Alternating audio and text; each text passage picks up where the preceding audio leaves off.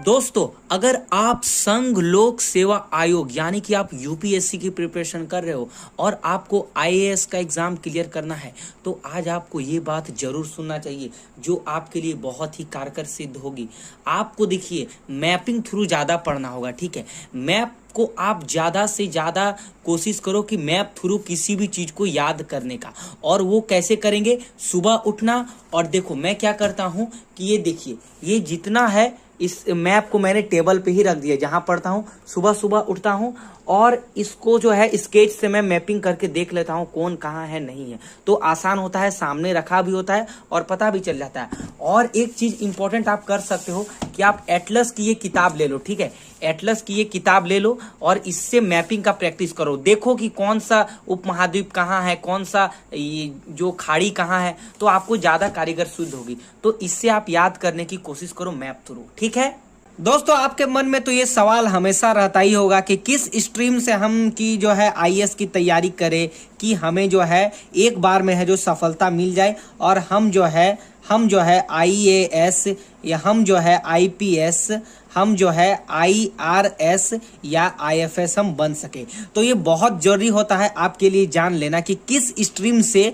करने से या किस सब्जेक्ट को लेके करने से हम आईएएस आसानी से बन सकते हैं, हमें ज़्यादा हेल्प मिलेगा। देखिए, यहाँ पर हमारे ग्रेजुएशन या बैचलर डिग्री में जब हम करते हैं तो हमारे पास एक बीएससी होता है, एक हमारे पास बीएससी होता है, एक हमारे पास बीकॉम होता है, ठीक है, एक हमारे पास होता है बीए होता है। तो इसमें सबसे जो अच्छा होगा आपके लिए वो आपका बीए होगा, बैचलर ऑफ आर्ट्स, क्योंकि इसमें आपको हिस्ट्री, पॉलिटिकल और ज्योग्राफी देखने को मिलता है जो कि यूपीएससी आईएएस के एग्जाम में ज्यादा पूछे जाते हैं। तो बीए से करेंगे तो ज्यादा आपको स्कोरिंग होगा इसमें। दोस्तों, अगर आप यूपीएससी यानी कि संघ लोक सेवा आयोग की तैयारी कर रहे हैं और आपको एनसीईआरटी में कंफ्यूज हो रहा, तो आज आपको ये वीडियो जरूर देखना चाहिए, जिससे जो है आपका जो स्टडी है एनसीईआरटी का वो कहीं ना कहीं एक अच्छे वे में स्टार्ट होगा।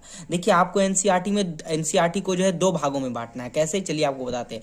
पहला आपको बांटना है 6 से लेकर के 10th तक का एनसीईआरटी पढ़ना। ठीक है, उसके बाद इसको रिवीजन करना है। उसके बाद आपको किस में आना है? उसके बाद आना है आपको 11th 12th और प्लस ग्रेजुएशन, इसमें आना है। ठीक है, यानी कि ये तो आपका बेसिक है मगर ये आपका एडवांस है। और जब आप इसे पढ़ोगे तब आप कोशिश करोगे जो एडवांस बुक एक्स्ट्रा बुक आते हैं, जैसे राम शरण शर्मा हो गया, एम लक्ष्मीकांत हो गया, उसके साथ इसे पढ़ो। तब कहीं ना कहीं तुम्हारा यूपीएससी का जो तैयारी है वो एक अच्छे वे में स्टार्ट होगा। और इससे सबसे ज्यादा फायदा जो होने वाला है तुम्हें, वो आपको जो है प्री में फायदा होगा। इससे आपका प्रीलिम्स एग्जाम आराम से क्रैक होगा। ठीक है, तो दोस्तों, अगर आप संघ लोक सेवा आयोग यानी कि यूपीएससी की तैयारी कर रहे हैं और आपको किताब जो है समझने में प्रॉब्लम हो रहा है, किताब को पढ़ने में समझने में प्रॉब्लम हो रहा है, याद करने में प्रॉब्लम हो रहा है, अंडरस्टैंडिंग करने में जो है दिक्कत हो रहा है, तो आज आपको ये वीडियो जरूर देखना चाहिए, जिससे आपका यूपीएससी किताब जो पढ़ने में है फायदा होगा। देखिए, ये हिस्ट्री का किताब है। ठीक है,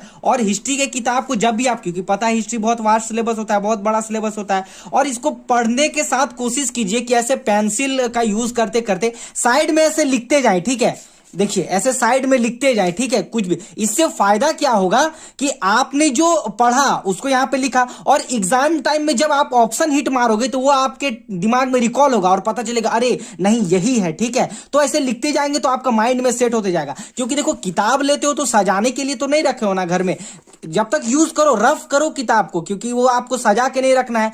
तो ऐसे आप किताब में ज्यादा से ज्यादा रफ करते जाए, ऐसे लिखते जाए, तो कहीं ना कहीं। दोस्तों, आप भी अगर यदि यूपीएससी सिविल सर्विसेज की तैयारी करते हो और आपका यदि ड्रीम है कि मुझे आईएएस ऑफिसर बनना है या यूपीएससी एग्जाम को मुझे आसानी से क्रैक करना है, तो सबके मन में ये सवाल रहता है कि यूपीएससी के लिए हम 10th के बाद जो है कौन सा जो है सब्जेक्ट लेकर के हम जो है 12th को करें। ठीक है, तो ये बहुत जरूरी हो जाता है। तो यूपीएससी के लिए जो सबसे इंपॉर्टेंट होता है, सबसे जो हमारा इंपॉर्टेंट होता है कि हम जो है 12th में हम जो है आर्ट्स लेकर के पढ़े। क्योंकि जब 12th में आप आर्ट्स लेके पढ़ते हो तो यूपीएससी का जो 11th और 12th का जो पोर्शन होता है वो बहुत इंपॉर्टेंट होता है आईएएस बनने के लिए। ठीक है, तो आप जब 12th में आर्ट्स लेते हो तो कहीं ना कहीं ये आपका पोर्शन कवर हो जाता है। उसके बाद आप ग्रेजुएशन में भी अगर आप आर्ट्स ले लेते हो तो आपका जो है प्लस पॉइंट बन जाता है और आपका 100% चांस जो होता है कि आपका जो है यूपीएससी आईएएस जो है क्लियर हो जाएगा। तो अगर आप एक यूपीएससी एस्पिरेंट हो और आप आईएएस की एग्जाम को क्लियर करना चाहते हो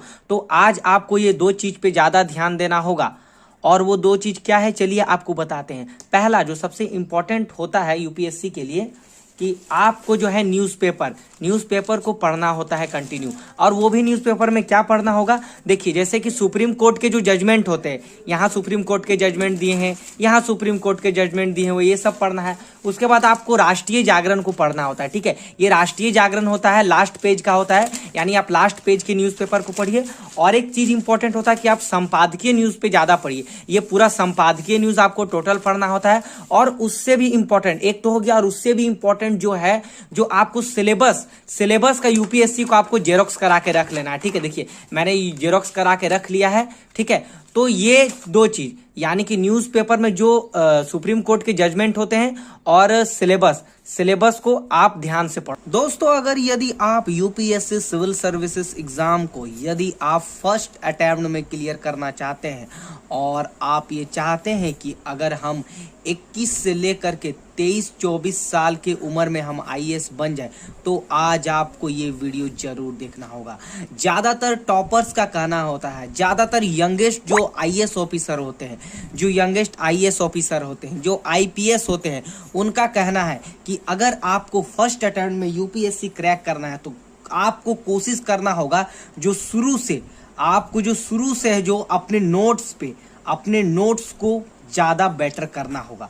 और साथ ही उसमें जो है न्यूज़पेपर के जो नोट्स होते हैं, न्यूज़पेपर के जो इंक्लूडिंग नोट्स होते हैं, वो आपको वहां पर देना होता है ताकि आपका एक प्रॉपर नोट्स बन जाए और उसी नोट्स को प्रॉपर आप रिवीजन करते रहो, तब जो है आपका यूपीएससी फर्स्ट अटेम्प्ट में क्लियर होगा। वीडियो पसंद आती है तो एक लाइक